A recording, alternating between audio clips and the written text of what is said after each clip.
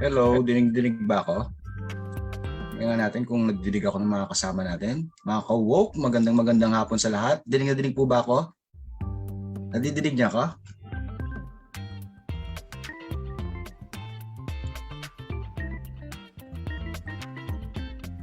Okay, oo. Tawagin na po natin ang ating mga ka-woke, mga kasama sa chapters para makapagsimula na po tayo.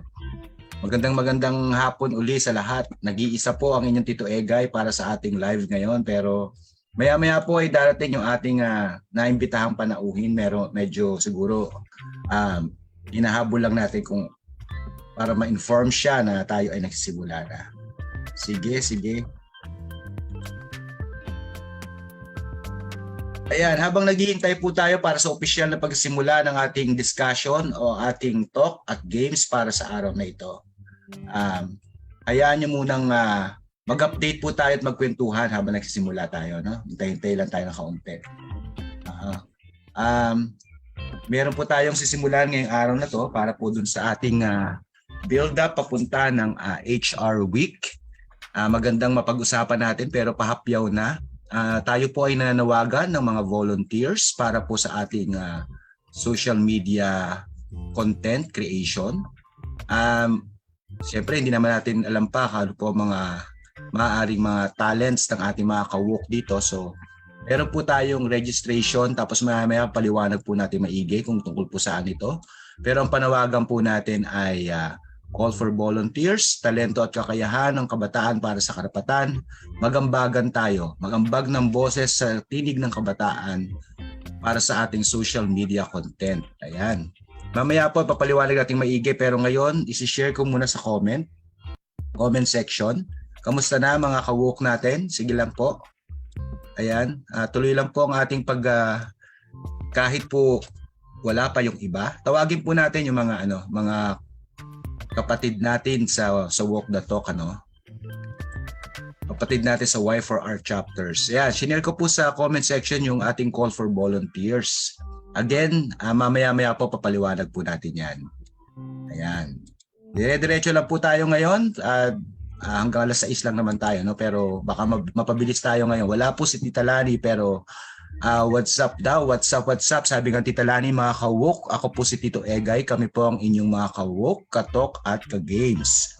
Welcome po sa Walk the Talk 2023 Episode 8. Ang title po natin ngayon ay TNK Kalikasan o Think Kalikasan o kaya ay Tinig ng Kabataan para sa Kalikasan. Baka nagtataka kayo, no? Tinig ng Kabataan pero si Tito Egay lang ang nandito. Meron po tayong inimbitang guest. Tingnan lang natin, hindi ko lang po alam, baka nagkakaproblema pero hinahabol po natin siya para makahabol sa atin dito. Kasi po marami po tayong mga series pa ngayong araw na ito, ngayong buwang ito at karamihan po dyan ay tungkol po sa kabataan ng ating pag-uusapan. Mamaya paliwanag po natin, basa muna tayo ng mga ating mga early birds, sabi nga ni Tita Lani. Namimiss ko na si Tita Lani, no? Pero, ayan, marami lang po talagang ginagawa para po sa ating Okay, sabi nga ni sa ang kauna-unahan nating masipag na nanonood si Dame Dion. Ito yata ay si Charmaine. Hello po, sabi niya, Y4R Payatas. Nood habang nasa trabaho. Tapos ay sinundan kaagad siya ni Rachel Dayaw. Hello Rachel, sabi niya, hello, magandang hapon po. Rachel, patawag na ang iyong Ichel Dayaw. Patawag na ang iyong mga kasama sa chapters, ganun din kay Charmaine.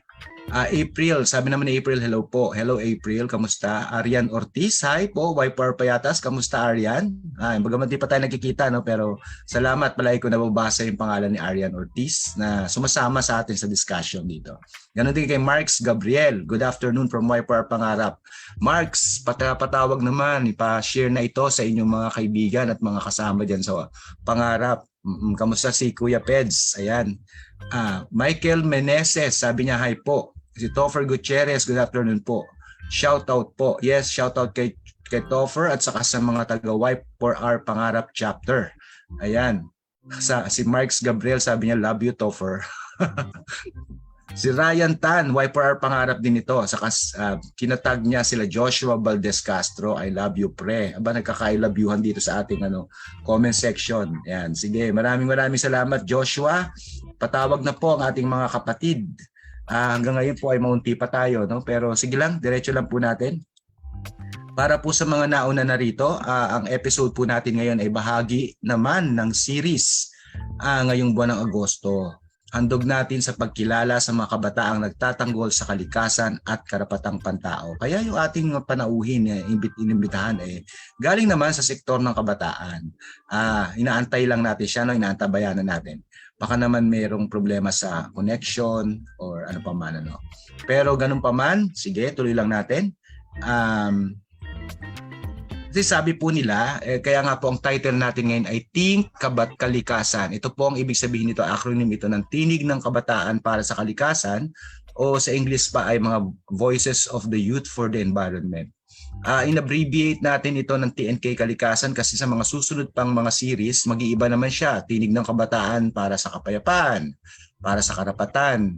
Yan, magsusunod-sunod po yan. Pero para sa buwan po ngayon, think kalikasan po tayo. Mag-isip tayo para sa kalikasan. Pero syempre, bahagi rin ito ng ating contribution para sa International Youth Day. UN Youth Day po kasi noong August 12. At ang tema po nito ay Green Skills for the Youth Towards a Sustainable World. Kaya naman po ngayon, ang ating tema, pag tinignan ninyo, ay tungkol po sa kalikasan at sa magagawa ng kabataan para rito. Ayan. Kahapon kasama ko rin po ang iba po sa inyo doon sa ating live naman para sa taong bayan at ganun din po, nakaangkla din po sa kabataan at kalikasan ng ating pinag-usapan. Yung climate justice, ika nga. Kaya naman po ang ating magiging diskusyon ngayon or ating mga pag-uusapan, ang ating mapakulo ay naglalayon po na at least may ipakita natin ano nga ba ang magandang magawa ng aktibong paglahok ng kabataan sa usapin po ng conservation ng environment, climate justice at sustainable practices. Ika nga. Kaya naman ang mga kapartner po natin mamaya, hinihintay pa po natin para sa episode ngayong Agosto, ay mga tagapagtanggol ng karapatan sa kalikasan at gayon din galing po sila sa kabataan. Bakit po? Kasi naman po ang kabataan daw ay ang tagapagmana ng kinabukasan, sabi natin, di ba? Palagi sinasabi yan. At meron po siyang matinding dapat na role para sa pag-shape or paghuhugis, pagmamolde ng ano nga ba ang kinabukasan ng hindi lamang ng kabataan, kundi ng buong planeta. Kaya mahalaga po yung pagkakaroon ng pakikibahagi at pakikisa ng kabataan para po sa ating kinabukasan. Sabi nga nila, lalo-lalo na kayo magmamana ng ating ng kinabukasan. Ano pa ang mamanahin nga naman ng kabataan kung wasak-wasak na ang kalikasan. At ang kakaiba pa sa kabataan ay yung kanyang enerhiya, sabi, sa kayong creativity, pagiging malikain. Tama ba? Sa ngayon ba yung mga nanonood nating mga kawok, kayo ba ay malikain at saka masisigla? Sabi nga nila. Sabi ng marami, ang kabataan daw ay punong-puno ng enerhiya at pagiging malikhain. Yan. Para mag-ambag din o iambag ito dun sa mga issues na hinaharap natin tungkol sa environment. Ang mga challenges, kung ano pa man ang mga mapag-uusapan mamaya at actually napag-uusapan ng matagal. Pero gusto natin bigyan diin para sa panahon na to. Ayan, lalo-lalo na meron po tayong papalakas na mga pagkilala sa buong mundo nitong usapin ng climate emergency. Pag sinabing emergency, nangangailangan ng agarang pag-aksyon. Hindi na pwede magpa-petiks-petiks pa. Sabi nga po, di ba? Isipin mo na parang nasusunog ang bahay mo. Ganon kahalaga ang umaksyon ngayon. Dahil mamaya magkukwentuhan po tayo, ano nga ba ang mga nangyayari na at ang mga paparating, sabi nga. Siyempre bilang tagapagtanggol ng kalikasan, ganun din, nakadikit po ito sa pagtatanggol ng karapatang pantao. Ganyan daw po ang mga kabataan ngayon. Sila po ay mga human rights defenders, di ba? Kaya, kasi nga po, katulad ng mga discussion natin naman nakaraan, ang right to environment ay isa ng human rights dala ng resolution ng General Assembly ng United Nations. Kinilala na ito po ay tinatawag na right to environment o ang karapatan para sa isang safe, ligtas, healthy, malusog at sustainable environment para po sa future generation. Bahagi din po ang ating serye ng Walk the Talk na ito, katulad po ng mga nakaraan, para sa buong buwan ng Agosto magpatuloy po tayo ng pangangampanya para sa pagkilala at proteksyon din ng ating mga tagapagtanggol. Kasi di ba ang panawagan po natin ay protect human rights defenders. Kaya ngayon po ang ating pong napiling hashtag, pagsamasamahan po natin, sana po pare-pares tayo share ng hashtag na ito. Ayan, lalagay ko po sa comment section. Protect climate justice rights defenders. Tapos nangangailangan po ng batas na katulad ng matagal na natin paniwagan para maisabatas na ang HRD. Pero hindi po yan ang topic natin, no? Ang topic po natin yung tungkol po sa ano nga ba ang magagawa o maaaring maiambag ng kabataan para sa pagtatanggol ng kalikasan, lalo na sa lumalalang climate emergency. Check ko lang po sandali kung nandiyan yung ating guest. Wala pa. Okay, hindi. Tuloy-tuloy lang natin. Total ay mayroon pa tayong mga ilang pang introduction, ano. Paalala lang po bilang karagdagan sa ating gawaing pang-edukasyon at pagmumulat sa human rights, naglabas po tayo ng dokumentaryo o docu. Napanood na po ito ng marami ng mga nakaraang mga episode natin. Pero maganda lang pong palabas natin po ulit. Ibigay sa inyo ulit yung ang tawag natin dito, link. Ayan, sandali po habang po kayo ay nagtatawag. Ayan, salamat kay Kristani. At kamusta? Nagtatag na po siya ng mga ka-chapter niya, no? Kukunin ko lang po yung link nung sinasabi nating docu natin. Ito po ay ginawa o produce ng Task Force Detainees of the Philippines para makatulong po doon sa ating pagmumula tinggil sa karapatang pantao. So meron po tayong inilabas na docu. Mahikli lang naman po ito pero ang title po nito ay Karapatang Pantao, Paano Na? Mga 20-minute documentary po ito. Ito po ay again ay hosted or narrated ng ating si Angel Aquino. Ayan. Teka po nahanap ko lang po. I-share ko po ngayon sa link uli para mapanood ng iba ng mga hindi pa nakakapanood. Ayan, yung link po ay nasa nasa chat group. Nasa comments section natin. Yung mga hindi pa nakapanood, pwede pa kong panoorin. 20 minutes lang po yan. Basic human rights information. Pangalawa, pwede rin pong i-share para doon sa mga nakapanood na, pwede naman po yung i-share yan. No? Available po yan sa YouTube channel ng Task Force Detainees of the Philippines. Sige na po, para ma-share po natin lahat yan. Yan, okay. So yan po yung ating human rights docu na ang title ay Karapatang Pantao, Paano Na? Para po doon sa mga bagong dating, welcome po kila Bergara Holmes Sheila, shout out. Ayan, matagal ko nang inaaya na mag-co-host, masyadong busy ang mga batang ito. Tuloy tungkol sa kabataan ng discussion, ako palagi ang nandito. Ayan, nananawagan po tayo ng ng mga pwede mag-volunteer na mag-co-host dito sa atin sa Walk the Talk, no. Pero anyways, ito pong ating docu, katulad ng sinabi ko, ay matatagpuan po o makikita sa YouTube channel ng Task Force Detainees of the Philippines. Siyempre, sa Facebook din naman siya, but pwede i-share. Ayan. Sige. Okay, sige. Habang wala pa, ulitin ko lang po ulit, meron po tayong sinare dyan sa comment section na call for volunteers. Ayan. Ang pong call for volunteers po na yan, mamaya pa ipapaliwanag natin maigi kung tungkol saan yan. Niraise ko lang dyan at i-share natin ulit mamaya. Pero sana i-click na ng mga kasama o ng ating mga ka-walk at saka mag-register. Meron po kayong pagpipilian dyan. Mamaya paliwanag pa natin maigi. Pero again, ang isa pang na-announce natin para sa mga kararating pa lang, gusto natin sanang gamitin natin ang hashtag Protect Climate Justice Rights Defenders, diba? And act the HRD law now. Ayan. Kasi nga bahagi pa rin po ito ng ating panawagan para sa proteksyon, pagkilala at proteksyon. Ngayon po, ng mga tagapagtanggol ng karapatang pantao. Sige, pasensya na po. Hinihintay lang kasi natin yung ating inimbitahan na kabataan para makasama natin ngayon. Hindi ko alam kung ano nangyayari sa kanya, no? Pero sige, tuloy ko lang po para habang wala pa siya ay tuloy-tuloy po ang ating pagpapaalala. No, ulit ang Walk the Talk po para sa mga ngayon pa lang nakaalam. Sana may bago po tayong viewer o kaya participant. Ang Walk the Talk po ay live games and talk show po. Ito para sa kabataan at pwede rin naman yung mga pusong kabataan. Ito po ay live stream 4 p.m. sa ilang mga Sabado o ilang Saturdays ng bawat buwan. Katulad po ngayon, 2 episodes po ang naka-ready for August. So 2 Sabado po siya, no? Ito po ay fun, interactive at informative discussion na live stream po sa Facebook. So sa Facebook po ng Youth for Rights, ito pong Y4R dash Youth for Rights. Ito po ay pwede ring hanapin as at Y4R official. Ayan. So, pasensya na kayo at magsasawa kayo sa mukha ko ngayon, no, habang hinihintay natin ating kausap.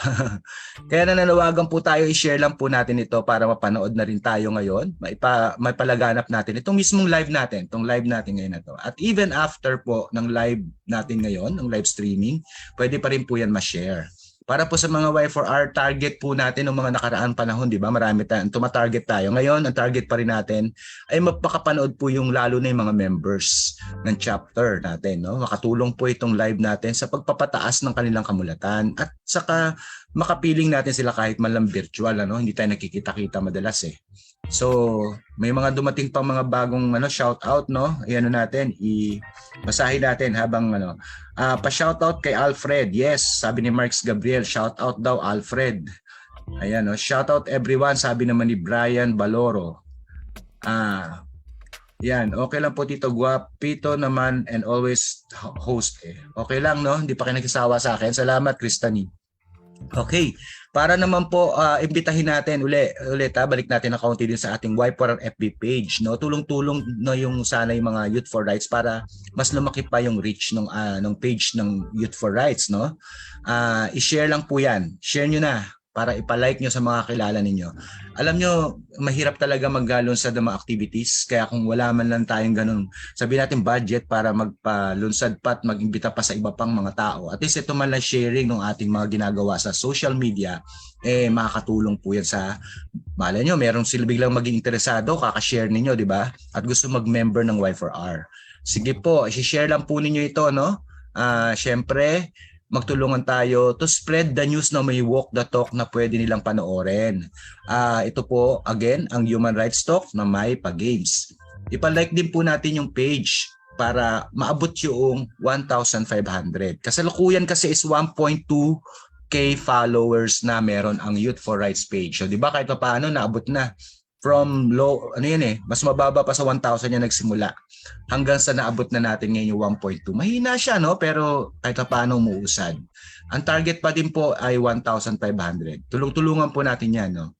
Tapos, yung mga hindi naman Y4R, baka gusto nyo mag Y4R na. Pero kung hindi naman, patulong na din po. Like nyo din ang page at please support Y4R sa kanyang road to 1,500 likes ng kanyang page. Ipakita rin po natin yung ating YouTube channel. Share ko lang ng kaunti para medyo meron po kayong basis.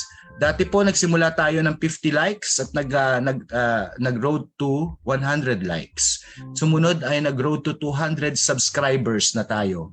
Ngayon ay meron ng 186 subscribers ang TFD page. Para po makita natin, para ho naman tawag natin dito, share ko lang ng kaunti. I-flex lang natin ang kaunti ang page natin para sandali po. Ayan. Meron pala akong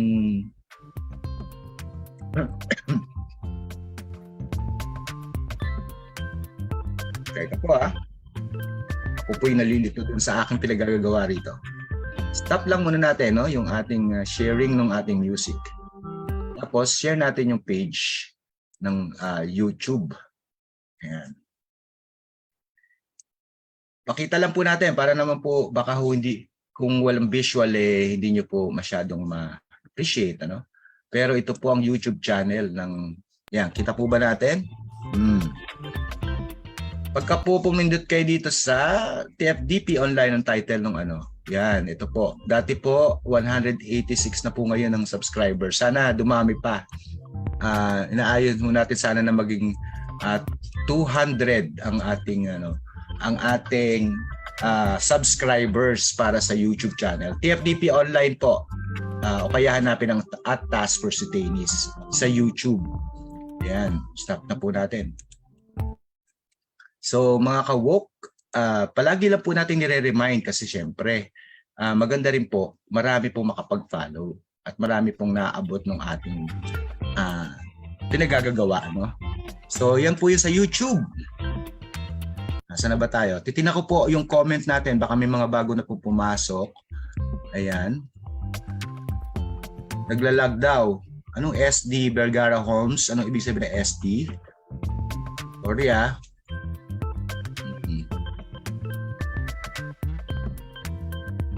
Okay. Where's Tita Lani? Ay, busy. Meron po siyang kailangang harapin. Okay. So tulong-tulong po tayo, no, para ma-promote yung YouTube channel. Alam niyo yung pagpo-promote ng YouTube channel at saka ng mga social media post natin, pag nakakatulong po yan sa ating pag-educate ng ating mga kilala, public. Alam niyo, mahirap naman pong maabot lahat, pero kahit paano nakakatulong yan. Sige, mga kawok. Sa series po na ito, pinartner po natin o makakasama natin ng mga organization na katulad ng Fellowship for the Care of Creation o FCCAI at saka yung Youth for Climate Justice o Y4CJ Occidental. Yan po, sila po yung mga partner natin dito sa dalawang episode. So next episode po, may makakasama naman tayo from FCAI. Ang tawag na sa kanila ay FCAI. Ito namang Youth for Climate Justice o Y4CJ. Ayan, siya po yung hinihintay natin ngayon. Pero habang wala pa siya, magpa-games muna tayo siguro. No, okay ba kayo mga ka-walk? Ano lang po natin. Tingnan ko nga kung gising pa kayo. Sabi ni Yuan Carl, Y4R Pangarap Chapter. Hello, good afternoon Yuan Carl. Ayan. Share done daw ang ibig sabihin ng SD. Pasensya na. Hindi naintindihan. So pag ganito na lang, pag gusto niyo ba magpa-games para medyo magkaroon tayo ng activity ngayon para sa araw na to. Pero laro-laro muna, no, laro. Vergara Homes, kailan mo ba ako samahan dito para mag-co-host? Yan, mga kawok, pag-usapan po kasi natin ngayon, ano nga ba ang maaaring gawin ng kabataan para sa kalikasan? Pero bago ito, ang unang tanong natin sa inyo mga kawok ay hinggil sa topic nga natin ngayon. Ano sa tingin nyo ang kaya nyong gawin? Yung kaya lang ninyo para sa kalikasan. Ano ang inyong green skills? Sinasabi natin green skills ay kakayahan na malapit sa kalikasan. Kaya ngayon post nyo nga sa comment section mga kawok. Alam nyo naman pagka yung sagot natin ay maaaring maging dahilan para tayo ay mapili sa raffle, di ba? Kaya tinatanong natin uli mga kawok, ano sa tingin nyo ang yung green skills o kakayahan para sa usapin ng kalikasan? Yung iba dyan, example tayo, di ba? May iba marunong mag-drawing, mag-painting. Yan yung mga iba't ibang mga skills na pwedeng sabihin nating magamit para doon sa pagtatanggol ng kalikasan. Sabi ni Vergara Holmes, sa kanyang kakayahan ay magpagalingang maglato-lato. Ano ba yun? Yung lato-lato, yung games na ano? Sige na, post na tayo ng ating mga comments. Habang hinihintay natin yan, titingnan ko lang muna kung kamusta na yung ating guest. Wala pa, hindi pa dumarating.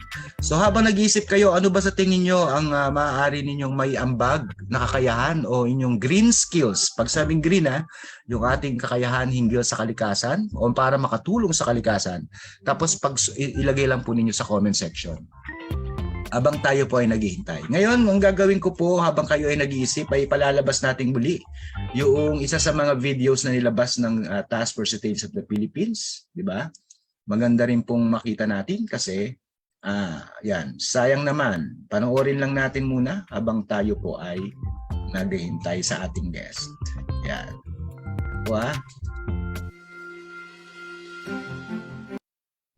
Yan. Panoorin natin to.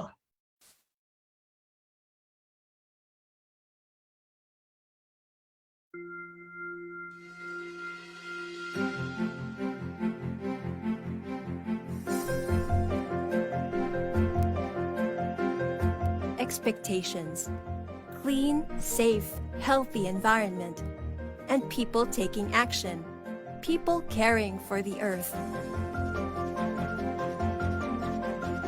Realities: mining, deforestation, pollution, big companies, dirty energies. Environmental rights mean access to the unspoiled natural resources that enable survival, including land, shelter, food, water, and air. Climate change describes a change in the average conditions, such as temperature and rainfall, in a region over a long period of time. NASA scientists have observed Earth's surface is warming, and many of the warmest years on record have happened in the past 20 years. Death.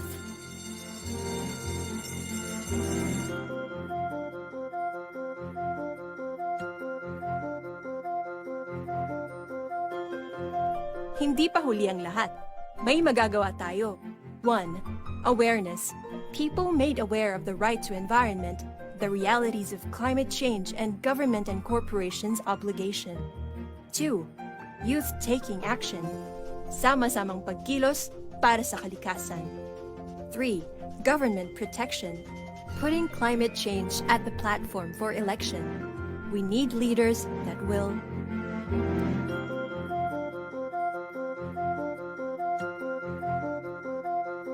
help in the information dissemination. Comment, like, and share this video TFDP FB page. Volunteer. Email us at tfdp.1974@gmail.com. Take action. Use the hashtag #ClimateJusticeNow. Educate, advocate, organize.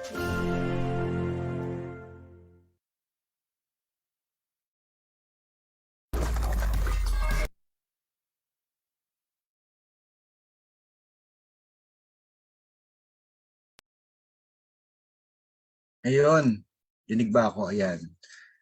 Again, ang title po natin para sa episode na to ngayon, tagala, share lang tayo ng music, kasayang naman. Episode natin ngayon ay tungkol pa rin sa tinig ng kabataan para sa kalikasan. Kaya think kalikasan. Dalawang ibig natin sabihin, pwede tayo mag-isip na para sa kalikasan.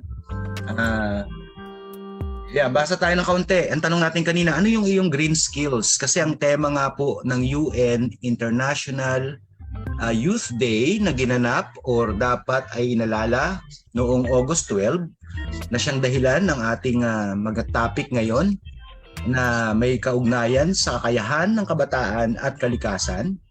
Kaya think kabataan. Ang sagot natin, ang tanong natin, ano nga bang green skills ang meron ang mga kabataan? Sabi ni Vergara Holmes sa Sheila, mag-recycle. Like for example, gagawing bag or anything ang hindi na o lumang damit. Siguro ibig sabihin ay luma ng mga damit o ayaw ng gamitin. Sabi naman ni Cristany, must implement to segregate our waste. Sabi, nagko-contribute tayo dun sa recycling tapos at the same time, nag-segregate na daw, kaya ng kabataan yan. Hindi kailangan ng matinding talento para dyan. Pero naaambag na rin yan, nakakaambag na yan para sa pag-aalaga ng kalikasan. Sabi, turuan ng mga kabataan ng mga wastong gawain ukol sa kalikasan. Yes, actually nung bata pa ako, ultimo yung pagtatapon ng basura, hindi basta-basta kung saan-saan. So individually may contribution tayo. Tapos as a sector bilang mga kabataan, meron din magandang aambag ng sama-sama. Katulad po ng video na pinakita natin, meron po 3 binabanggit. Yung video na yon tungkol sa climate justice and human rights, di ba? Na maaaring maging hakbang o gawain ng mga kabataan at may ambag para sa pagtatanggol ng kalikasan. Check lang po natin muna. Sandali po pasensya na kayo. Titingnan ko yung ating guest kung nakapasok na o dumating na, hindi pa. Nako, mukhang matatapos po ang araw na ito na ako lang ang kausap ninyo. Matatapos ang ating episode na ako lang kausap ninyo pag nagkataon. Yan. Ako Yan. Sana okay pa kayo dyan. Tuloy lang po ang ating discussion. Tuloy lang po ang ating mga shout out. Pagpasensya nyo na, Tito Egay lang po ang kasama nyo ngayon kung sakasakali pag hindi dumating ang ating bisita. Tuloy lang po ang mga pagsagot do sa ating unang tanong. Ang unang tanong natin, anong green skills meron ka? 'Di ba? Para makatulong ka sa sinasabing pangangailangan na isang sustainable, healthy, safe, sustainable na environment. Yan. Tapos ang mga sumunod pa na tanong bakit nga ba kailangan nating umaksyon para sa climate justice? Siguro magandang maunawaan muna natin anong mga karapatan ang apektado ng climate change o pagpapalit ng klima. Hindi na natin siguro kailangan pang ulit-ulitin, katulad ng binanggit ng video, kung ano ang climate change ng pagpapalit ng klima at ano ang mga epekto nito. Pero kung karapatang pantawang pag-uusapan, ano ba sa tingin niyo mga karapatan ang naririnig ninyo kung meron pong 30 articles sa UDHR o sa Universal Declaration of Human Rights, ano pong karapatan ang apektado sa tingin ninyo? Magbigay lang po ng sample, i-comment na para po sa ating sunod na patanong. So 2 tanong na po yan. Dito po sa mga sinasagot ninyo kanina, anong green skills o kayahan meron kayo? Ngayon naman ay anong karapatan ang apektado ng pagpapalit ng klima o climate change? Sige na po, kausapin niyo po ako, maawa na kayo. Tayo-tayo na lang po magkakasama rito. Ayan. Habang iniisip po nyo yan, medyo magdadaldal lang ako ng kaunti, no? Umuunti na tayo, no? Sa panonood natin dito sa atin sa Walk the Talk. Di ba nakakalungkot ba? Di ba kayo nalulungkot? Parang ang unti na natin. Baka dapat ay magtulong-tulong na nga tayo or gumawa ng matinding hakbang para lumakas naman tayo, no? Unti ngayon ang nanonood, the views ay 6 lang. Siguro di ko alam kung technical ba ang problema na to dahil ba ito sa internet, pero marami naman po tayong binibigyan ng ating suporta o load support, pero bakit para maunti lang po ang nanonood sa atin? So ang isa siguro, habang hinintay po natin yung mga sagot ninyo, no? Sana paalalahanan naman natin yung mga kasama natin na marami po tayong mga panawagan dito sa ating palabas at marami rin po tayong mga na-share na kaalaman.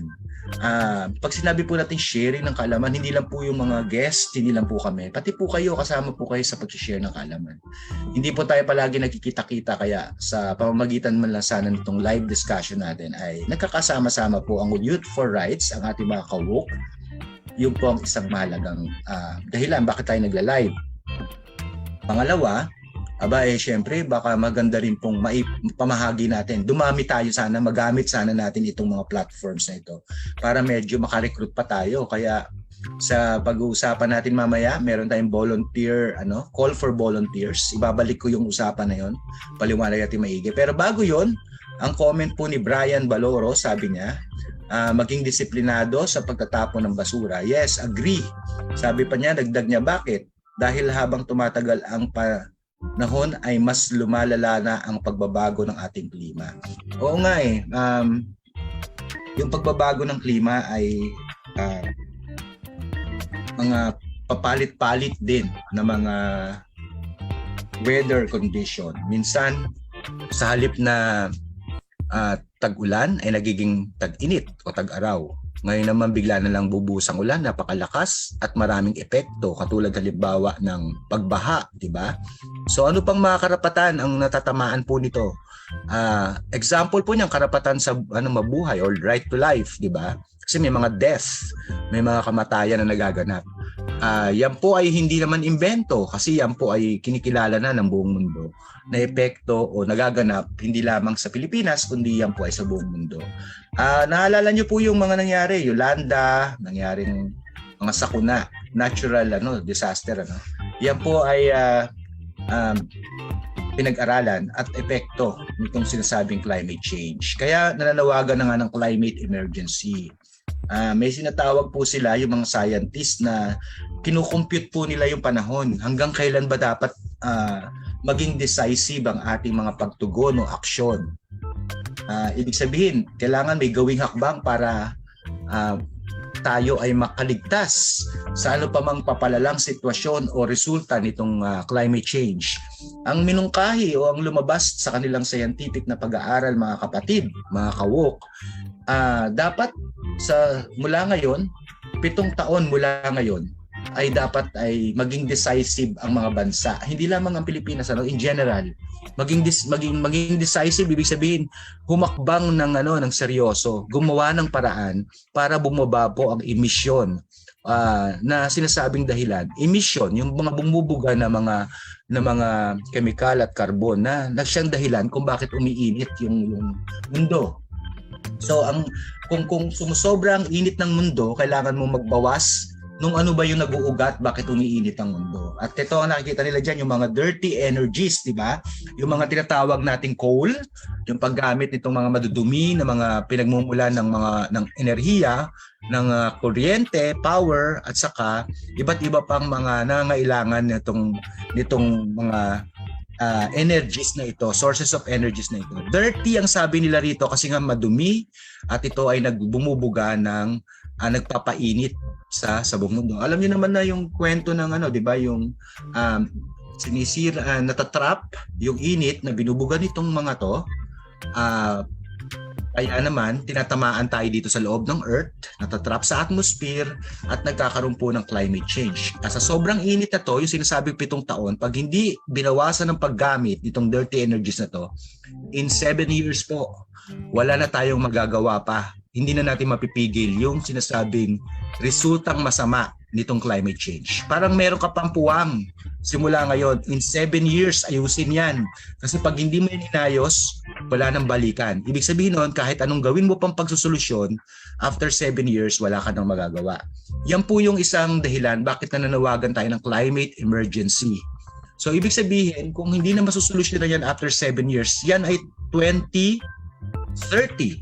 2023 na po mga kawok ngayon. So in 7 years, 2030. Sa taong 2030, paglagpas mo dyan nang hindi mo nabawasan ang sinasabing emission natin ng mga dirty energies, etc. etc. Dahil sa paggamit natin itong coal, ngayon meron pang fossil gas, liquefied gas, etc. Pag hindi natin na iayos, maduming energy pa rin ginagamit, titindi pa lalo, hindi na tayo makakabalik pa o wala na tayong solusyon na magagawa. Yan po yung dahilan bakit may panawagan ng climate emergency. Ang sabi nga, ituring mo na parang nasusunog na yung bahay mo. Kasi pag nasusunog na yung bahay mo, tatawag ka na ng bombero. Kailangan masolusyonan na yan. Hindi na yan pwedeng simpleng bubuhos ka lang ng timba ng tubig. Kailangan mo ng humingi ng saklolo. Pangalawa, ikaw mismo, itatakbo mo na yung buhay mo. Di ba, mga kawok? So, yan po yung dahilan, no? Bakit kailangan nating tumugon sa usapin ng climate emergency? May tanong tayo kanina, balikan natin ng kaunti. Yung pangalawang tanong, so ano bang mga karapatang pantao tatamaan dito sa climate change na ito? Kung sinasabi natin in 7 years at ngayon pa lang nararanasan na, no? Matagal-tagal na. Ano bang mga karapatang pantao ito? Tingnan natin sa mga sagot ng ating mga kawok. Ayan, tika po, meron po tayong mga messages. Ayan, okay, sabi niya ni Brian Baloro, Republic Act 7586, kilala rin bilang National Integrated Protected Area System Act of 1992. Aba, ginagamitan pa tayo ni Brian ng ng mga Republic Act o mga batas. Ang batas na ito ay kumikilala sa kritikal na kahalagahan ng pangangalaga at pagpapanatili sa mga likas na biological at physical na pagkakaiba-iba sa kapaligiran. Sabi naman ni Vergara Holmes sa Sheila, siguro maganda din na i-practice din nating mga kabataan na hindi masyadong bibili ng mga bagay, damit, shoes, etc. na hindi talaga natin usual na magagamit. Masasayang lang ang pera mo, pwede mo pa mas save ang environment natin. Sabi naman pa, dagdag pa ni Vergara Holmes, ang bilis na all naka-wifi. Sana all naka-wifi. Yan, tinatag niya si Kramer Sala. Sabi, magandang hapon po, sabi ni Chowa. Yeah, LMA, kamusta? Yan, tatag pa si, Thank you kay, Sheila.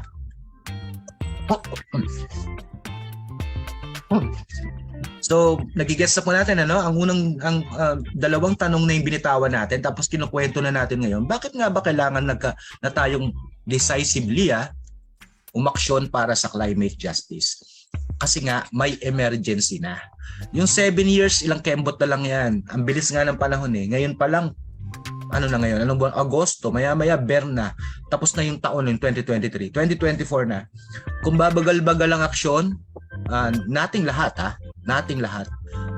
Lalong walang mangyayari. Aabuti natin yung sinasabing ng mga scientists, ng mga experts, hindi naman tayo nagsabi. Sinasabi ng mga experts at scientists na in 7 years, wala na tayong magagawa pa. Kahit anong solusyon, magpatuwad-tuwad man tayo, wala na tayong solusyon na magagawa. Kundi harapin na yung sitwasyon na para bang humantong na sa peak, lalala na. So dito sa ano na to, sa sitwasyon na ito, may tatlo po tayong pag-usapan pa, dagdag sa pag-uusapan. Sino ba yung mga dapat na magkaroon ng pag-aksyon? Una, syempre, yung pamahalaan. Yung pamahalaan natin mismo ang siyang maggagawa ng mga regulasyon. Siyang magpapatupad ng mga patakaran. Sa kasalukuyan, marami pong mga reklamo ang napapansin natin. No? Una, yung pagbibigay ng mga permit doon sa nananatiling mga coal power plant na tinatarget na maitayo. Ito po kasi ay siyempre negosyo. Ito po ay mayroon ditong mga ang at stake po rito ay profit ng mga kumpanya na namumuhunan para sa mga coal power plant na ito. So isa pong issue yung paano nag-iisip o umaaksyon ng pamahalaan natin in favor hindi lamang sa environment kundi sa ating mga mamamayan o sa apektado dito. Nitong mga proyektong katulad nito. So, nandiyan din ang pagmimina. Binabanggit na matindi na ang epekto ng climate change sa ating environment pero dumadagdag pa na patuloy na sinisira yung ating mga kabundukan na sana ay makakatulong din sa atin sa usapin pa ng iba-ibang mga karapatan katulad ng karapatan sa pagkain, karapatan sa buhay, malinis na hangin. Marami tayong mga karapatan, kalusugan. Tapos alam naman natin na ang pagsira sa kalikasan ay nagdudulot din yan ng trahedya katulad halimbawa ng landslide, matinding pagbaha, and etc. So pag tiningnan natin maigi mga kapatid, mga kawok, ano nga ba ang tugon ng pamahalaan natin hinggil dito? Ngayon meron pong mga komperensya at mga pag-uusap ang mga pamahalaan tungkol sa usapin ng pagtugon sa usapin ng papatinding problema ng climate change. Hindi po tayo parte niyan pero tayo po ay nakakarinig ng mga updates at mga kwento na ano ba ang mga nangyayari dyan sa ibang bansa. Ang panawagan po ng karamihan po ng mga civil society organization, yung mga tinatawag na climate justice activist or mga climate justice advocates, nananawagan po sila ng matinding tulong or aksyon na dapat ay mas manggaling doon sa mga bansa at saka sa mga korporasyon na matindi ang ambag sa pagkasira nitong ng kapaligiran. Basically, yung mga malalaking industriya o mga malalaking bansa na nagbubuga o nag-i-emit ng mas malalaki pa at mas malalala. Ito po yung matinding industriya o industrialisadong mga bansa na mas sumisira nung malaki ang ambag sa pagkasira nitong nangyayari sa climate change. Hindi po sinasabi at hindi po iniiwanan na pati tayo na malilitang bansa, mga individual ay hindi umambag sa pagsusolusyon, pero malaki po ang ambag dapat. Nung mas malaki rin ang dahil malaki ang inambag sa pagkasira, dapat malaki din ang iambag sa pagsusolusyon. Kasi sila po ay mga kumita, 'di ba? Sila ang mga kumita diyan sa mga matitinding industriya na 'yan na nagdulot ng pagkasirang ating sinasabi dahil na nagdulot din ng climate change. So ang climate justice po basically ay nananawagan ng accountability, nananawagan ng pananagutan. Hindi naman po siguro mali na ang dapat na managot ay yung mismong nagdulot, di ba? Maganda yata slogan niya, managot ang siyang nagdulot ng pagkasira ang ating tinatamasa ngayon. So itong climate change na to, dinulot na mahaba-habang panahon ng pagkagahaman sa profit. Panahon na siguro na tumulong naman sila. Dahil sila po, kung ano man ang trahedya, ano man ang mga maging resulta nitong mga kasiraan na nangyayaring ito, kayang-kaya po nilang masolusyonan ang mga sarili nila. Pero po ang tinatamaan kasi nitong kanilang pagiging epekto ng kanilang pagiging gahaman ay yung mga maliliit na mga bansa na katulad ng Pilipinas. Isa lang po tayo sa mga apektadong matindi. Kung apektado lahat, tayo po, pag naapektuhan din, hindi tayo makatugon ng ganong kadali. Nakita naman natin lahat ng trahedyang dinanas natin. Hirap na hirap po ang mga Pilipino, hirap na hirap ang ating bansa para itulungan itong mga apektado, itong mga trahedyang dinulot ng climate change. Example na nga dyan, yung Yolanda. Yan, example lang po yan, pero para lang po sa purpose na para po sa mga bagong dating, maraming salamat sa paghabol. Pagtiyagaan nyo muna na ako muna ang inyong nakikita. Si Tita Lani po ay busy. Ako lang po muna ang inyong katok at ka-games ngayon. Hi Wam, hello po. Sabi niya, shout out. Shout out po kahit busy. Busy nga ngayon sila Wam. Maggie, Pagginahog, magandang hapon po lahat. Y4RC Bonga chapter. Hi Maggie, hindi pa tayo nakita personal pero binabati po kita, sinashoutout kita. Si Sherilyn Pilarca, yes, magandang hapon din sa iyo. At magandang hapon daw sa lahat from Sherilyn Peralca. Jerilyn ba to o Sherilyn? Malabo na ang matay, no? From Y4RC Bonga chapter. Kamusta kayo lahat dyan? Sana magtiyaga lang kayo sa Tito Egay nyo kasi wala po si Tita Lani, busy rin si Tita Lani. Tapos meron po tayo sanang guest, tinaantabayanan lang natin. Hindi pa po dumarating. Hindi natin alam kung ano po ang naging challenge, ba't hindi po siya makarating. Pero anyways, para po sa mga bagong dating, tayo po ay tuloy-tuloy na nagdi-discuss or nagkukwentuhan tungkol po dito sa epekto ng climate change, kaya't nangangailangan ng umaksyon para sa climate justice. At ngayon nandun na tayo sa portion ng climate emergency. Nandun na tayo sa bahagi ng sino-sino ba itong dapat na humakbang o gumawa na aksyon. Inuuna na natin ang pamahalaan. Una dahil nga sa accountability ng mga malalaking bansa. Siyempre pinamamahalaan yan ng mga gobyernong malalaki rin. Mga superpowers, ika nga. Sila mismo ang nagdulot ng ganitong sigalot kaya gusto natin sila managot. Di ba? Nagra-rhyme. Pero hindi ibig sabihin ligtas tayo sa pananagutan. Sa loob ng ating bansa, yung ating pamahalaan ay may matindi ring pananagutan. Sila rin kasi ang nagpapapayag, nagbibigay ng permit. Ang pulisiya nila ay hindi pa ganun para bang walang emergency na nangyayari. Papetiks-petiks, sabi nga ng panawagan matagal na, ituring natin na parang nasusunog ang ating bahay. Kailangan natin gumawa ng hakbang na para tayo ay mailigtas. At kanina po, nabanggit na po para sa mga bagong pasok, 7 years ang ating inihintay. Dapat mag-alala na tayo. Dahil in 7 years, baka tayo po ay wala nang pagkakataon para masolusyonan pa ang problemang ito. So, yun po ang pananagutan ng pamahalaan sa usapin po ng climate emergency. Dugtong po natin ng kaunti, mga ka-walk. Kung okay pa kayo, paano nga ba ito may ugnay sa karapatang pantao? Huwag nating kalilimutan, mga ka-walk, ang responsibility ng pamahalaan o ang obligation sa karapatang pantao ay to respect, protect, and fulfill. Yan. Balikan natin yan. Magpaano muna tayo ulit. Magbasa tayo uli ng mga sagot doon sa tanong natin kanina. Ano bang mga rights sa tingin nyo ang apektado nitong climate change? Para po maidugtong natin. Kasi ang gusto po natin resulta sana ng discussion na ito, karapatan pala talaga ang usapin dito sa climate justice at climate change. Teka po tumutunog yung akin.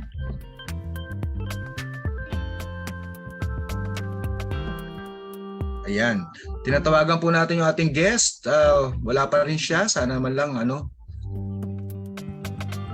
baka tayo malis. Yan. Dalawa na po yung tanong natin. Baka gusto pong sumama sa discussion ng mga kapatid natin na kararating lang, mga ka-walk. Ang tanong po natin ng una, ano ba sa tingin nyo ang green skills na meron kayo o kakayahan na pwedeng iambag para po sa pagtatanggol ng kalikasan at karapatang pantao? Una po yon. Pangalawang tanong na pwede nyo po sagutin para po sa ating comments, anong mga karapatang pantao ang tingin nyo apektado nitong climate change? Kahit isa lang po, hindi po kailangan marami, pero hindi rin kayo aawatin kung gusto nyo pong padamihin. Yan, nandiyan na po tayo. Habang daldal po ako ng daldal dito, may mga patanong tayo kasi as usual, mamaya po ay mas marami po tayong mga participation sa comment section. Mas more chances of winning ika nga dun sa ating paraffle, di ba? Sabi ni Kristani, syempre dapat unang-unang gagawa ng aksyon yung ating gobyerno kasi sila yung mas may malaking source saka sa naman susunod din naman yung mga mamamayan. Sabi pa niya, karapatan sa kabuhayan, karapatan sa paninirahan. Ayan, tama ka dyan, Kristani. Yan yung mga right to housing, livelihood, yan yung mga tinatamaan, di ba? Kanina nga, nagbanggit na tayo ng example, right to life. Tinatamaan po yan. Palagay ko, alam niyo na kung bakit right to life. Di ba? Pagka namatay, dahil sa bagyo, dahil sa baha, dahil sa dilubyo, na dulot ng climate change, patay, buhay ang tinamaan. Tinatamaan din nga ang buhay kasi pagka hindi ka nakakain dahil nasira ng mga natural disaster, itong taniman, dahil sa hindi magandang tiyempo ng ulan at pag-init, may El Nino, may El Niña, at kung ano-ano pa, apektado po ang supply ng pagkain. At pag apektado ang supply ng pagkain, yung mga magsasaka natin, walang kikitain. Sila po ay magugutom, titindi ang kahirapan. Sila na nga ang nagtanim at nagpapakain sa buong bayan, di ba? Sila pa yung pinakagutom. Ganun na nga yung sitwasyon nila noon pa, lalo pa lalala. At syempre tayo, pagka umuunti po ang supply ng pagkain, titindi po ang pagtaas ng presyo, di ba? Yung presyo ng bilihin, katulad nung naranasan natin itong mga nakaraang panahon, magkano ba yung lumala ang presyo ng sibuyas, di ba? Example po yan. Tama ba ako? Sibuyas yun. Yung lumala, yun, para makabili ka ng sibuyas, talagang kailangan mo ng malaki-laking pera at umunti ang mga habang hindi tinataas ang sahod, di ba? Kaya hindi natin mabili kung ano yung mga dapat nabili natin para sa ating usapin ng pagkain. Kaya meron din pong kaugnayan yan sa kalusugan. Kasi kung naalala niyo po, yung mga guest natin dati sa Bataan, nakakalanghap sila, lalo yung mga nasa tabi ng coal power plant, lumalanghap sila ng hangin na binubuga nitong coal power plant. Di ba sabi natin kanina, yung coal ay dirty energy po yan. Madumi pong pinagmumula ng enerhiya, nagsusupply ng kuryente, diyan po nanggagaling sa mga coal power plant, kaya hindi siya magandang sa kalusugan ng mga komunidad at mamamayan na sa paligid niya. Ganun din po sa ating kalikasan kasi bumubuga yan, nag-iimit yan ng ng carbon, sumisira at nagpapatindi ng init. Ayan sabi ni Kristani, ang sibuyas 200, bigas 68. Bumaba pa yan ng kaunti, no? Kasi dati talagang ang taas-taas. Tama ba ako? Yan. Ngayon, so kasi nga may epekto sa kalikasan, may epekto sa supply ng pagkain, may epekto para sa access ng mamamayan. Kaya yan po ang ilan sa mga epekto niyan sa ating rights, no? Ayan, alam naman natin yan. Maganda lang mapag-usapan natin. Sige, para po dun sa susunod na katanungan natin. 2 katanungan na yung ginawa natin. Ngayon, naglagay pa tayo sa papatanungan. Subukan din natin alalahanin yung noong kung may naabutan pa ba kayo, Kristani at saka mga kawok, kayo ba ay may naabutan pa na naabutan nyo pa ba yung mga batis ay malinis, yung mga ilog ay malinis sa inyong paligid? Diyan lang muna sa inyong komunidad, naabutan nyo ba yan? Kayo ba nung lumaki at nagkaisip ay nakita ninyo na, uy, ang linis ng batis? Sabihin nyo lang po kung meron kayo naabutan, tapos kwento nyo kung saan yan.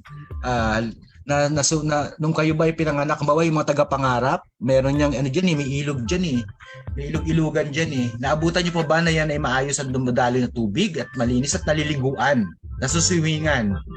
Ayan, syempre si Kristani wala kasi bandang yan Pero yung edad po ninyo ngayon, palagay ko ay millennial. Mga millennial kayo, di ba? So, kung wala na kayo halos abutan na ganyang kalilinis na paligid o kaya ay likas na yaman, ika nga, no?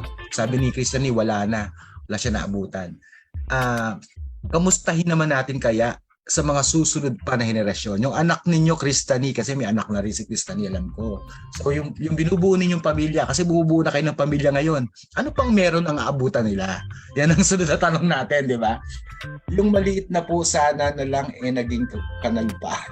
Tama, totoo yan. Para na rin kanal. Yung mga taga-pangarap, ako pamilyar ako diyan kasi nga natira ako doon sa tabi nila. Meron nakatira kami dati. Meron pong batis diyan na susumingan pa namin noong 1980s. 80s tama. Nakakapag-swimming pa kami. Ngayon ba na pag-swimming pa ba diyan sa batis diyan sa tabi o ilog-ilugan sa tabi ng ng Pangarap Village? Tanong natin yung mga taga-pangarap.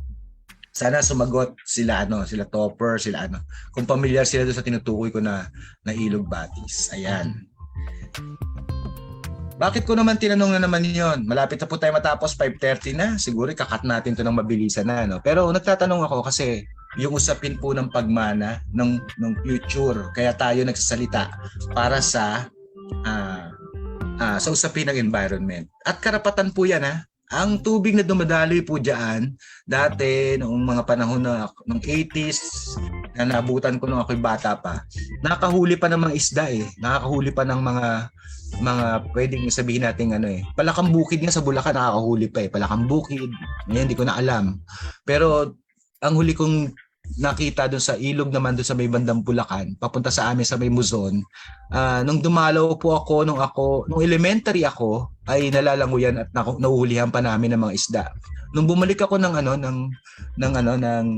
high school na ako, ito po ay punong-puno na ng tayo ng baboy.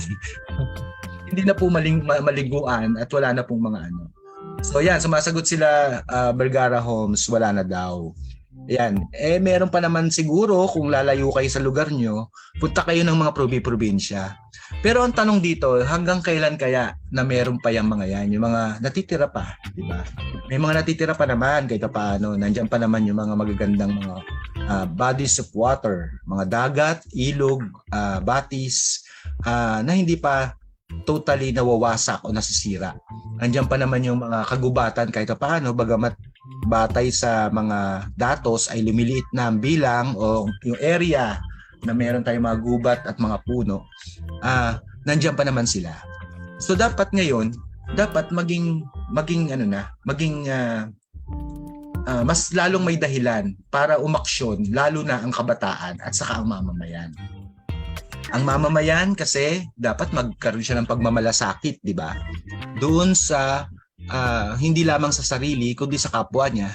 Ang mamamayan dapat alam niya na ang epekto ng climate emergency ay pakalahatan at hindi pwedeng makasarili lamang ang kanyang isipin. Ang mamamayan ay may bahagi, di ba? Meron siyang dapat na maging ambag at pamamahagi sa pag-unlad ng lipunan. Bilang mamamayan, dapat umaksyon para sa climate emergency. So, bakit dapat umaksyon ng mamamayan? Kasi nasa pagkakaisa. Sabi ng video natin kanina, 'di ba? Dapat nagkakaisa, nagkakaroon ng sama-samang pagkilos o sama-samang pagtugon. Kasi hindi kakayanin ng isa lang. Bakit ko sinasabi? Hindi natin minamasa mga kawok na si Vergara Homes ay nagsabi o kaya si Brian kanina, maging kanon lang yung disiplina sa pagtatapon ng basura. Approved, correct. Pero kahit anong disiplina mo sa pagtatapon ng basura, kung ikaw lang naman ang gumagawa nun, 'di ba? Merong epekto 'yon kahit maliit, pero napakaliit 'yon para solusyonan yung napakalaking problema. Ang malaking problema po natin ay emergency. Hindi emergency na 'to sa usapin ng klima. So, hindi na 'to pwedeng isa lang ang umakbang. Dapat ang mamamayan mismo i-claim niya na yung kanyang right doon sa pagdedesisyon ng kanyang buhay, ng buhay nating lahat. Kasi lalo itong mga kalikasan na to na sinasabi natin, hindi po ito pag-aari ng individual, pag-aari po ito ng bayan, pag-aari po nating lahat. Ang usapin po ng bundok, kagubatan, ilog, dagat man yan, hangin, yan ay tinatawag na pag-aari ng mamamayan. Kaya nga walang karapatan dapat sana, kahit na po ang korporasyon na sirain yan Kahit po ang mga kumpanya na ang kinin at sirain po ang ating kalikasan. Ang kinin po dapat ng mamamayan yan. Kaya minsan napapahamak po tayo kasi nag-iisa lang tayo nagsasalita. So ang tingin sa atin, nag-iisa kang kontrabida. So napipili, minsan maunti lang tayo. Kaya maganda sana, mas marami pa ang maabot ng ganitong mga kamulatan, pagtataas ng kamulatan. Kabataan, kasi dapat po pangunahan na ng kabataan to. Bakit? Kanina pinag-uusapan natin. Millennial kayo, hindi nyo na inabutan yung magagandang yung sa eksakto sa tabing lugar ninyo mismo. Madumi na ang tubig, wala nang magandang batis, wala nang magandang ilog. sigurado polluted ang hangin, lalo dito sa Metro Manila. Ano pang aabutan ng susunod na generation after you? May Gen Z, tapos meron pang susunod na generation kasi mga magiging anak at anak pat apo pa. So, imagine niyo ilang sa 2030 kung ano na itsura nun. Kawawa naman yung mga bata. Mas kayo yung mga tatamaan.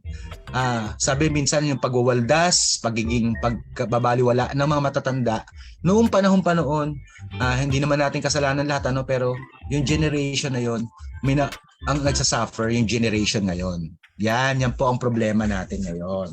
Kaya yung kabataan ng hamon, magkaroon na po talaga ng pagtugon na isa dyan, dapat ay tumulong po tayo sa ating awareness raising. Yung pagpapakalat ng kaalaman. Tapos humakbang. Tama yun magsimula sa maliliit, pero dapat ay humakbang ng sama-sama. Magdisiplina sa sarili, pero dapat organisado ring magsalita. Dapat katukin natin ang ating pamahalaan. Sila po, sabi nga ni Crystal kanina, ang may kapangyarihan, ang mayroon sapat na resources. Actually, sinabi natin, obligation nila yan to respect and protect and fulfill. Protect nila yung ating karapatan. Tandaan natin ang environment ay isang karapatan na. May tinatawag na right to environment. Pag sinabing right to environment, dapat safe, dapat healthy, dapat sustainable ang environment. Pinapatay nga So, ibig sabihin, pag hindi sila umaksyon, ito ay human rights violation. Pag walang aksyon, human rights violation pa rin po yan. So, dapat itulak natin ang ating pamahalaan. Paano? So, meron tayong ilang mga hakbang at mga activities na mga iniisip para dito. So, gusto po natin ibalik yung panawagan natin for volunteer. Mamaya, pero basa muna tayo ng papakita ko po sa inyo yung ibig sabihin ng ating call for volunteers. Sabi ni Vergara Holmes, tama, siguro yung discussion kanina. Sabi ni Cristani, ngayon pa nga lang po yung sa Manila ay inumpisahan na Dati po nakaligo po kami doon pag pinapasyal kami ng papa namin. Pero ngayon wala na. Tingin ko po Tito, isa sa malaking sumisira po ng kalikasan ay ang ating gobyerno din po. Kasi nga po Tito, di ba sabi kong ano ang ginagawa ng mga namumuno, ayun din ang magiging bunga. At dyan, political will. Pag hindi mo in-enforce yung bawal, o mayroong palakasan, pagka may pera, pinalalagpas, katulad ng malalaking korporasyon. So, ang tingin ng mamamayan, ba't para bang lumabag na lang tayo na lumabag? Kaya nilalabag na lang yung mga, di ba, mga batas. Malaking check po, Tito, kung ilang tao lang ang gumagawa. Walay pa din, huli pa din. Yan. Pero huwag tayo magsasawa. Kahit ngayon ay ilan pa lang tayo, nasa atin din para dumami pa tayo.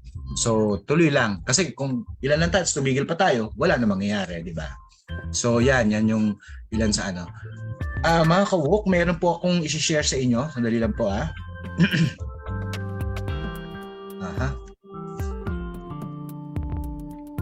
Stop muna natin yung sharing natin dito.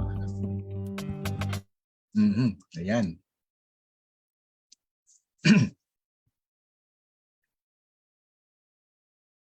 Masyado na po marami ako sinabi, pero ngayon po ay meron lang ako i-share na kaunti. Yan. Tandaan po natin, ulitin ko lang po. Ito po ay episode 8.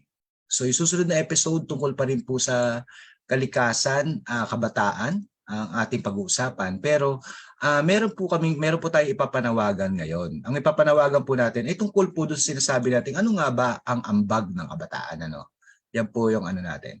Teka po Yan. Yan. Nakikita naman po, Sige.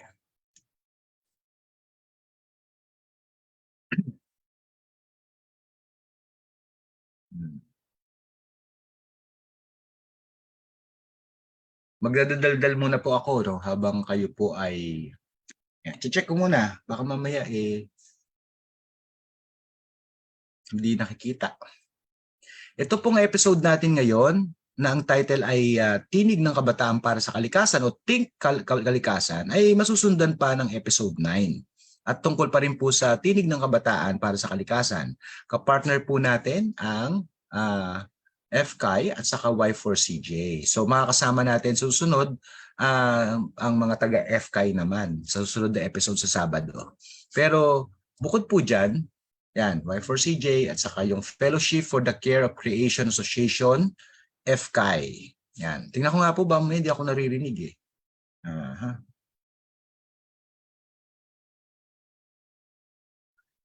Okay. So, ang susunod po na aking i-anunsyo, ang tanong po kasi sa atin, kasi boses, di ba? Tinig. Ibig sabihin, gusto natin magsalita. Pero hindi po sapat ang magpahayag at magsalita. Ganun pa man, ito po ay tinatawag pa rin nating mahalagang ambag. Ang henerasyon po ninyo, mga kabataan, millennials, Gen Z, kayo po ang mamana nung disaster o nung pagkasira na nangyayari sa ating kalikasan na dinudulot nitong climate change at kailangan na manawagan at magpahayag tungkol sa climate emergency. Kaya ang sabi natin ngayon dito sa ating tema para sa buwan ng Agosto, think kalikasan. Mag-isip po tayo para sa kalikasan. Ang ilan po sa mga aktual na gagawin po natin ay manawagan po ng mga volunteers para mag-create ng mga contents para po sa environment and human rights. Ang tawag po natin dito ay TNK, Volunteers Content Creators for Human Rights. So ngayon, kasi hindi naman natin alam ano nga ba ang kakayahan ng mga bawat isa sa atin dito. Alam ko naman, may katulad nila marunong sa music, kumanta. Pero may mga kakayahan pa ho tayo na hindi natin alam. Sino bang marunong sa inyo mag-drawing? Sino ba sa inyo marunong sumayaw, kumanta? So, nananawagan po tayo ngayon sa mga nanonood, sa mga Y4R, sa mga members natin, kahit hindi sila nanonood ngayon, dapat magtulungan tayo mag-recruit ng volunteers para dito sa mga talent natin. Ito po yung mga talento at kakayahan ng Y4R o ng mga kabataan para sa karapatan. Mag-aambag tayo sa boses o sa tinig ng kabataan sa pamamagitan ng social media content creation. At hatiin po natin sa tatlo. Ito pong think volunteer or volunteerism ay mahahati sa tatlo. Una po yung pagko-collab. Ibig sabihin, halimbawa meron po isa sa inyo ay marunong sa pagsasayaw, yung isa ay marunong sa pagkanta, baka pwede po tayo makaisip ng isang artwork or isang materyales o isang produkto na may pagko-collab. Sa social media po, usong-uso ngayon yung pagko-collab. Ang ibig sabihin lang niyan, pag-aambaga natin, pagsasama-sama ng ating mga talento. So ibig sabihin, kung mayroong marunong dyan mag-drawing, habang meron namang isa marunong magsulat, o kaya naman mas may ang husay naman ng isa ay sa pagtula, magsama-sama at mag-collab po tayo. Makakabuo tayo ng isang produkto. Meron naman po na hindi pa ganun kabihasa pa. So yung atin pong gagawing pagbo-volunteer ninyo sa atin, tayo po ay magbibigay ng skills training. Sa skills training po, ito po ay hindi necessarily sa atin lang manggagaling. Gagawa tayo ng paraan na magkaroon ng mga training tungkol sa, for example, ay social media content creation na pwedeng makaambag sa atin. Halimbawa ay paano nga ba gumawa ng TikTok video, mag-edit, paano nga ba maggawa ng drawing ng stickers, paano nga ba gumamit ng Canva, Photoshop.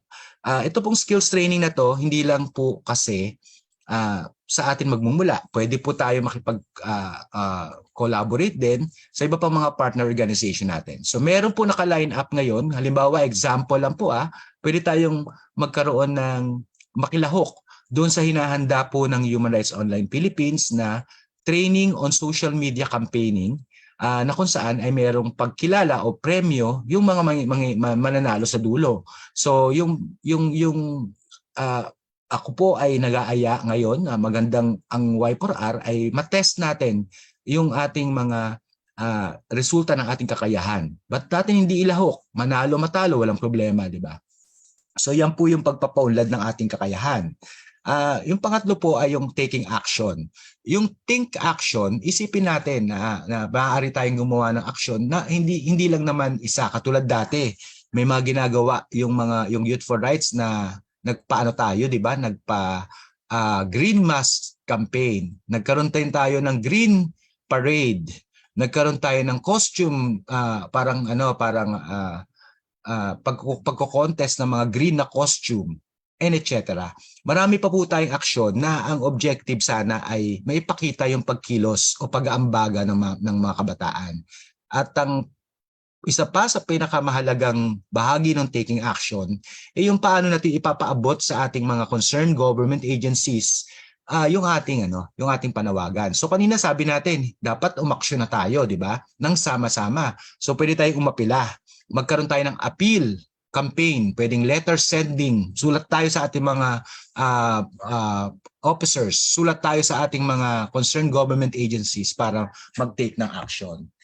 Ang isa sa mga parang iayos natin itong tatlo na ito. Yung pagko-collab ay pagka sinabi natin pagko-collab ay aambaga ng ating mga talents.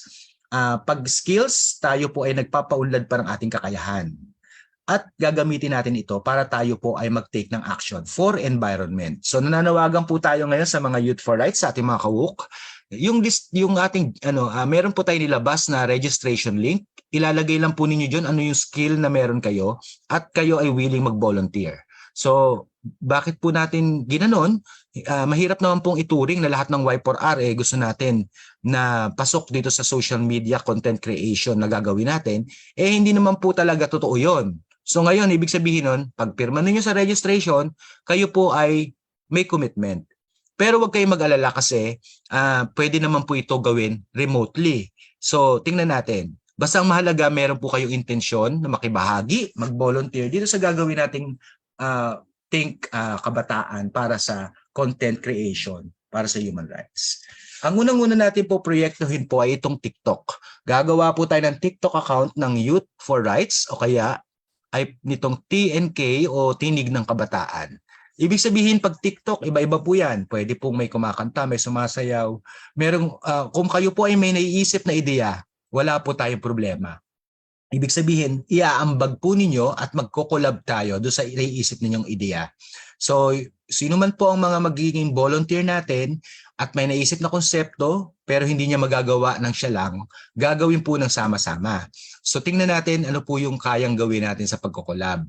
Habang tayo din ay, sabi nga natin, ay nagpapaunlad ng ating kakayahan. So ibig sabihin, maghahanap po kami ng maraming trainings na pwede natin samahan para maging maganda yung ating resulta nitong TikTok or ano pa mang mga social media content creation na gagawin natin.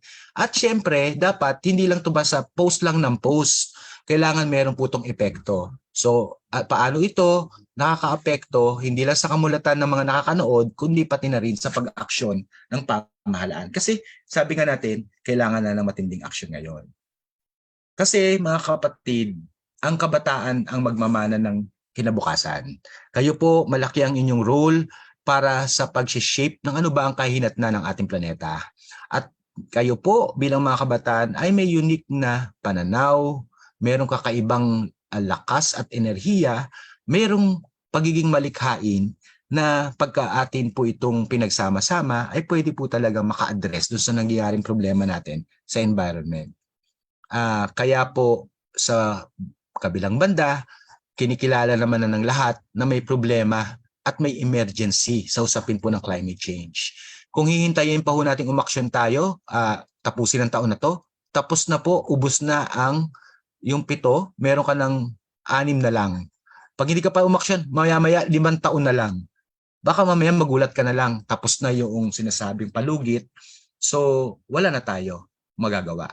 Pero ang karapatan po kasi natin sa environment, again, huwag natin kakalimutan, ay safe, healthy, and sustainable environment. Karapatan po ng lahat yan. Lalong-lalo na ng bagong henerasyon.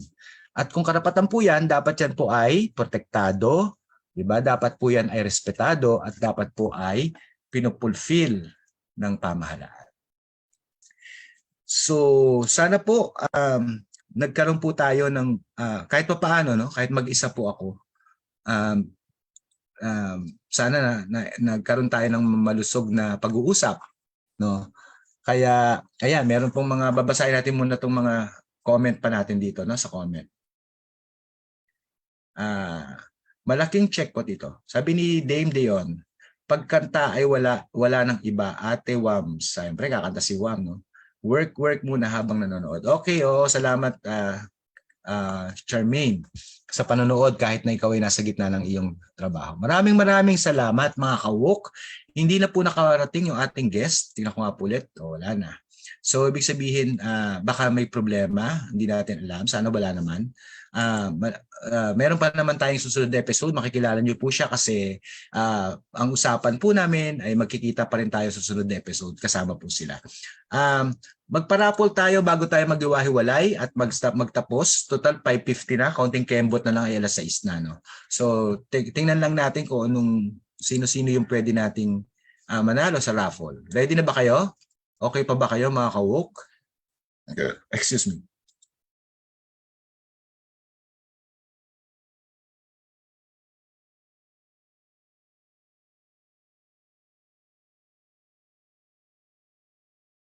Hello? Andiyan pa ba kayo? Bakit ganun? Hindi nakikita yung ating live.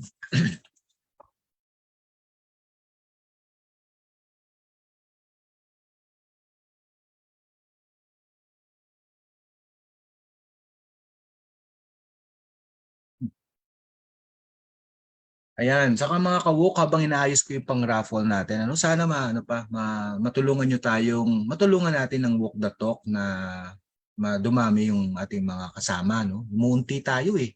Parang wala na ba ng gana, mga kapatid, mga mga kasama natin. Ayan. Dito na.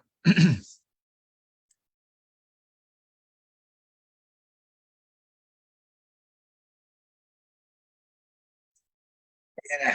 Sige. I-share ko lang po para makita ng lahat yung ating paraffle. Ano pa ba kayo? Kumusta na? Last na to, malapit na tayo matapos. Malapit na nating matapos itong ginagawa natin. Tingnan natin. Andiyan pa. We're here po, Tito. Yeah. Sige. Okay. Paraffle tayo. Share natin yung ating comment picker. Asan na siya? Hintay lang po Medyo tayo po ay challenge. Ayan, comment picker.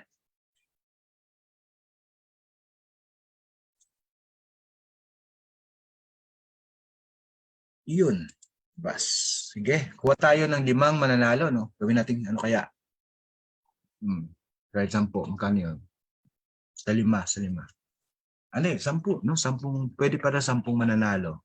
Sige po, ito na po yung comment picker natin. Ang una po nating pinalad ay si yan. Tapos mamaya, bigay kagad para wag na makalimutan yung panalo. Ayan. Ang una po nating mananalo para sa ating si Cristani ulit. At mukhang meron pa siyang matatanggap nung before para buulit din siya nung nakaraan. Congratulations, Cristani, sa kanyang comment na must implement to segregate our waste. Ayan. Tapos yung planting, pwede daw. Yan, balakpakan natin si Cristani. Siya ang kauna-unahan na naman. Siya palagi, Pick another winner. 1. Nakakaisa na po tayo, no? Si Arian Ortiz, sabi niya, hi po, why for our payatas? O, malo niyo, bumati lang. Nanalo pa. Pakitandaan lang po si Arian Ortiz. Why for our payatas ito? So, mukhang kilala ito nila Cristani. So, 2 payatas na ang nananalo. Yan, isa pa. Pangatlo. Vergara Home sa Sheila, sabi niya, where's Tita Lani Mabunga? Again, si Tita Lani po ay busy lang. Pasensyahan nyo na, hindi na muna natin nakasama. Ayan, 3 na. Si Vergara, puro pa nga taga-payatas.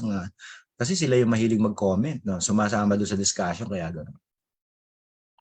Echel Dayaw. Si Echel Dayaw, sabi niya, hello po, magandang hapon po. Kung tama ako ay taga-Sibonga po ito si Echel Dayaw or Tubod. Congratulations, Echel. Pang-4 na siya. Yan. Sunod po na nanalo ay si Yuan Carl. Good afternoon po. Bumati lang. Ayan, nanalo pa. Si Yuan Carl yata ay taga-Pangarap chapter. Congratulations, Yuan Carl. Pang-5 na siya. Ngayon pang-6. Ito na. Uy, Cristani ulit. Pang-6. Nakakadalawa na. Cristani, pa-message mo ako. Baka makalimutan ko. Ayan, pang-6 na siya. Pang-7. Vergara Homes, nakadalawa ka rin. So yan sabi niya tama. Tignan mo, nagsabi lang ng tama, nag-agree lang Nanalo pa. Pang-8 si Ryan Tan, sabi ni Ryan Tan, Joshua Valdez Castro, I love you, pre. Ayan, tagapangarap to yata si Ryan Tan. Pang-walo na yun, ano? Pang-siyam. Vergara Holmes, nakakatatlo ka na. Sabi niya, pagalingan, maglato-lato. Pati kalokohan, nanalo pa. At pang-sampu, si Marks Gabriel, good afternoon po. Congratulations, Marks Gabriel. Si Marks yata ay taga-pangarap chapter din. Ayan, stop na natin ha. Yan. Congrats sa mga nanalo, no? Sabi nga ni tingnan nga natin sa comments. Ayan, sabi ni basa tayo sa comments muna. Andito pa po habang naglalakad. Ikaw agad. Yan. Wow, bro. Anyways, ayan, tuwa sila, mga nanalo sila. Yan, congrats sa mga nanalo, no? Pasensya na kayo. Sana napagtiyagaan nyo na si Tito Egay lang ang inyong kasama ngayon. Hindi natin alam ano nangyari. Sana wala naman. Malalaman natin. Kukontakin natin after nito yung ating yung ating guest, no? Para next week, meron pa naman, ano?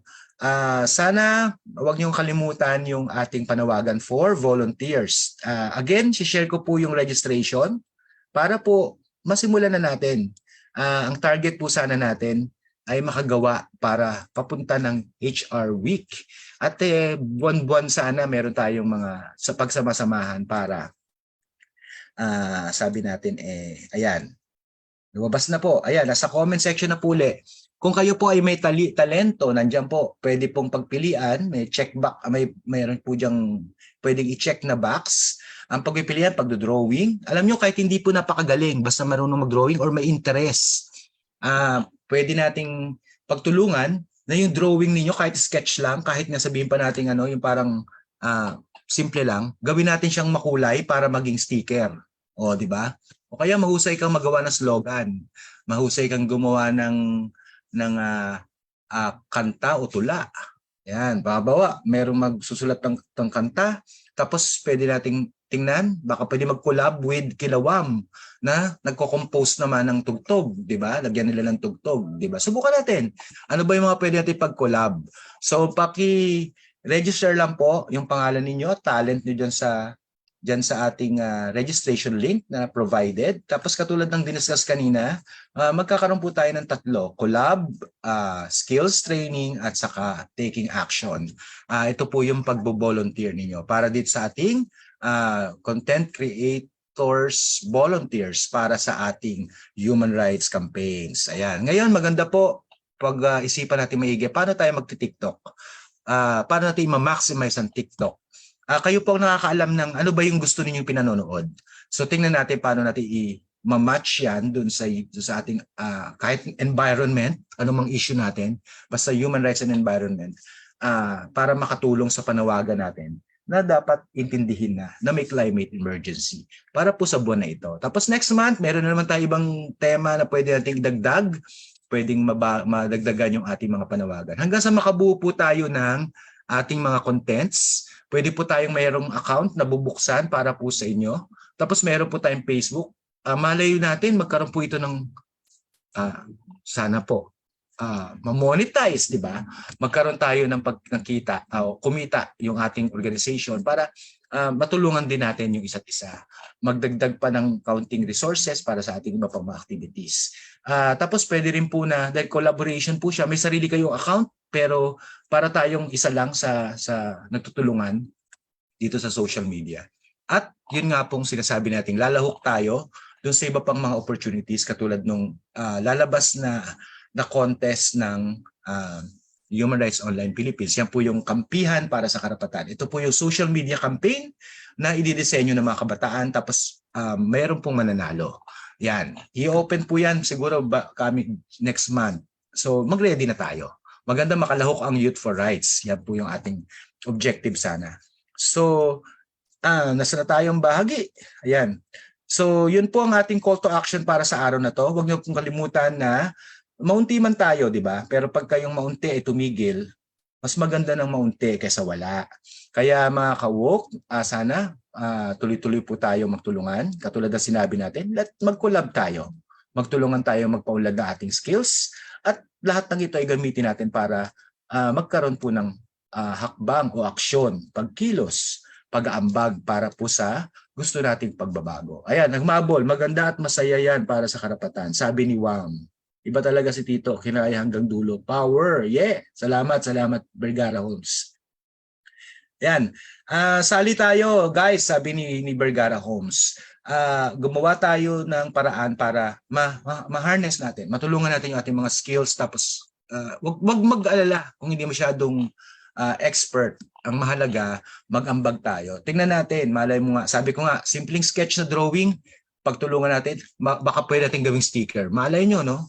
Magsasample tayo sa mga sunod na araw, tapos sa next episode, baka kaya natin magpakita ng sample na minsan sketch lang. Alam mo yun, parang drawing bata. Pero pagka kinulayan mo, in-applyan mo ng iba pang editing tools, sa bandang huli, pwede pala siyang sticker. Malay natin, di ba? Sige po. Salamat po sa panonood. Again, ako po ang inyong kawok, katok. Ito po si Tito Egay ninyo. Kasama po ang TFDP at ang mga kasama sa ating sa Y4R. Kami po ang inyong mga kawok, katok at ka-games. Maraming salamat sa mga nanood sa ating mga chapters. Hindi niyo ako iniwanan. Ayan. Nandito ang Caloocan, Payatas, Pangarap, Tubod at saka Sibonga. Maraming salamat po sa ating mga Youth for Rights, sa ating mga kawok. Palagi po nating sinasabi, magmahal at maglingkod. Sama-sama po nating abutin ang lipunang nagmamalasakit para sa lahat dahil ang lahat ng karapatang pantao ay para sa lahat. Mga kawok, itakis po tayo ulit. Ayan, maraming salamat. Ano daw? Salamatski, Tito. Yeah, salamat din. Maraming salamat sa inyong participation. Hindi niyo ako iniwan. Ayan. Tayo ngayon po ay nagpapaalam na. Hanggang sa next episode po, sana wag niyong nandun pa rin kayo ulit. Tapos sana marami pang manood. Ha? Mga kapatid, mga kawok, maraming salamat.